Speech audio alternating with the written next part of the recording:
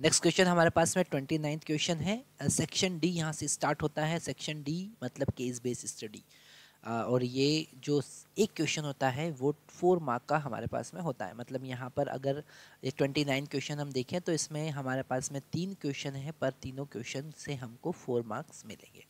Question D, section D का 29 question कह रहा है हमसे कि read the following paragraph and answer the question that follow, है ना। इस पैराग्राफ को हमको पढ़ना है अच्छे से और इसके क्वेश्चंस जो हैं उनके आंसर हमको देना है।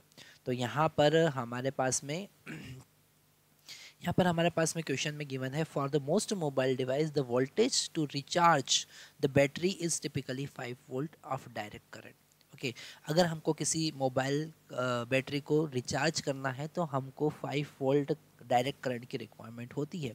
In our India current supply to the our home is alternating current at 220 volt. हमारे घर में कितना आ रहा है? 220 वोल्ट आ रहा है, और फ्रीक्वेंसी कितना है? 50 हर्ट्स है ना।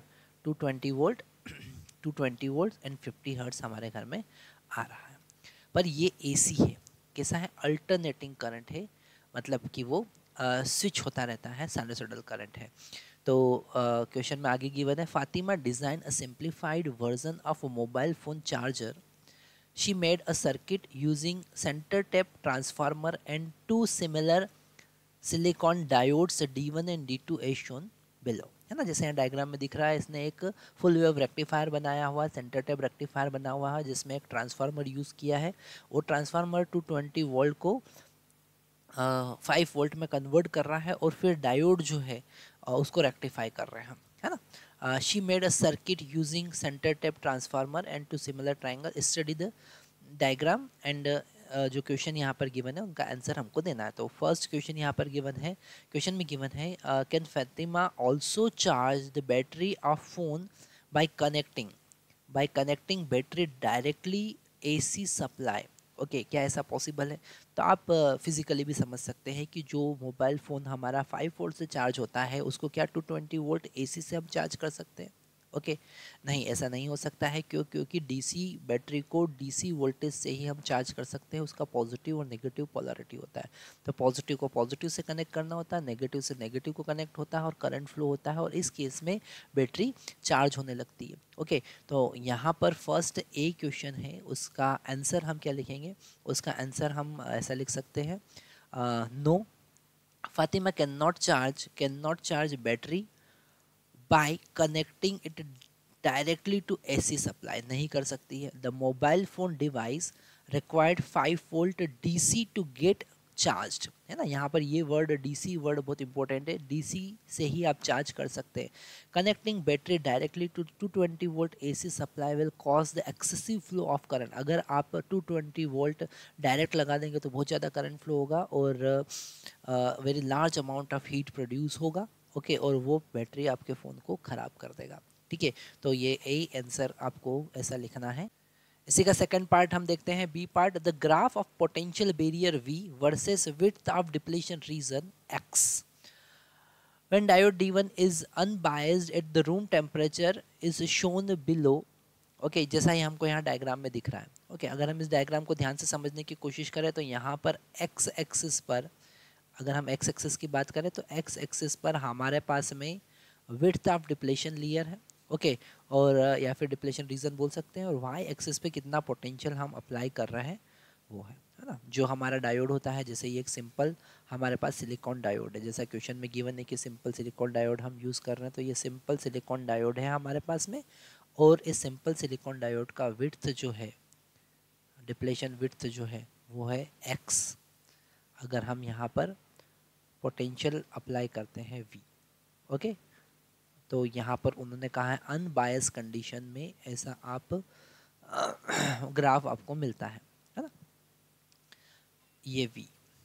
तो plot the comparative graph of the potential barrier versus width of depletion layer X of diode D1 at room temperature when voltage at A is negative with respect to the voltage center tap।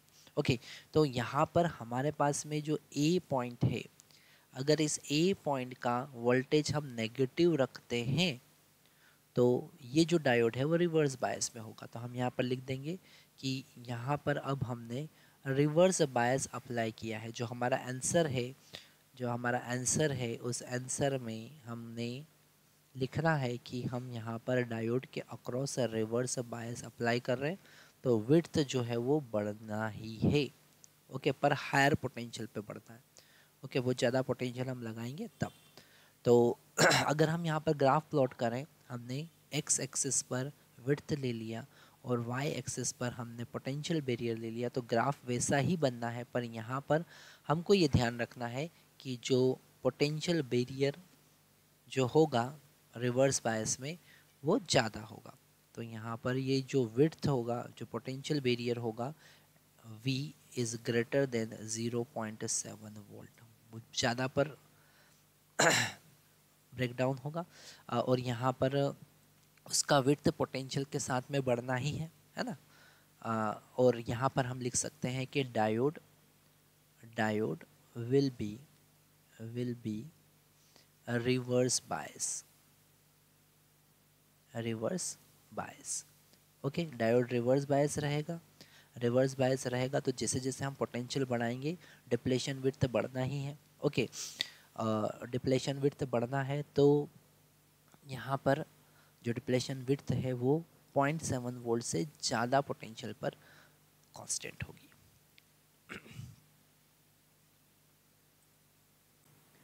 इसी का और part हम देखते हैं, B वाले जो second question है उसी का। क्वेश्चन में गिवन है, if the battery of the phone is directly connected to the output terminal of secondary coil transformer, will it get charged? क्या आप डायरेक्टली यहाँ पर जो सेकेंडरी हमारा पास में जो ट्रांसफार्मर है उसका जो सेकेंडरी कॉइल है, यहाँ पर अगर हम बैटरी को डायरेक्ट कनेक्ट करेंगे तो चार्ज होगा? बिल्कुल नहीं, बिल्कुल ऐसा नहीं होगा, क्योंकि वो फिर से AC सप्लाई देगा। तो यहाँ पर आप लिख सकते हैं इसका आंसर में लिख सकते हैं the secondary coil of transformer. क्या लिख सकते हैं? The secondary coil of transformer provide alternating current. क्या provide करेगा? Alternating current provide करेगा. Hence, if the battery of phone is directly connected to the output terminal of the transformer, for the 1/2 cycle battery get charged and for the next half cycle discharge. आधे cycle के लिए वो charge होगी और next half cycle के लिए वो discharge हो जाएगी। तो अल्टीमेट हमको कोई फ़ायदा नहीं मिलने वाला है।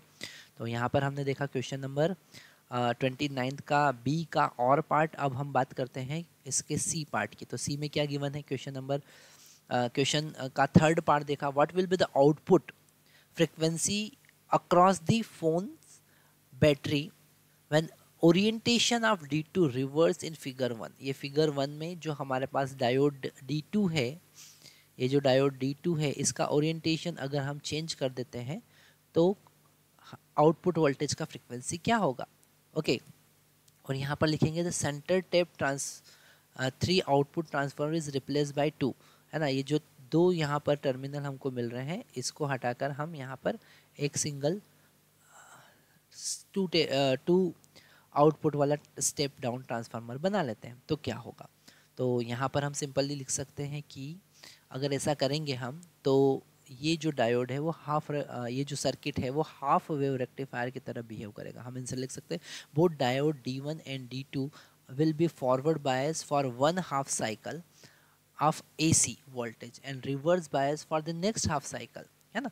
सारे दोनों एक साथ फॉरवर्ड होंगे, एक साथ रिवर्स होंगे, तो हमको वो हाफ वेव रेक्टिफायर की तरह बिहेव करेगा और 1/2 cycle of AC get rectify the cycle. Okay, तो आधा साइकिल ही रेक्टिफायर होगा, फ्रीक्वेंसी वही रहेगी 50 हर्ट्ज, है ना। क्योंकि जब हाफ वेव रेक्टिफायर का हम वेव फॉर्म देखते हैं, तो इधर हमने टाइम लिया है, इधर आउटपुट वोल्टेज लिया है। तो जितने टाइम के बाद में यहाँ पर रिपीटेशन कितने टाइम के बाद हो रहा है, उतने ही टाइम के बाद में हो रहा है जितना आउटपुट का फ्रीक्वेंसी है। तो यहाँ पर आउटपुट फ्रीक्वेंसी जो मिलेगा वो 50 हर्ट्ज ही हमको मिलेगा। अगर फुल वेव होता तो यहाँ पर वो फ्रीक्वेंसी उसका टाइम पीरियड हाफ हो जाता, फ्रीक्वेंसी डबल हो जाता।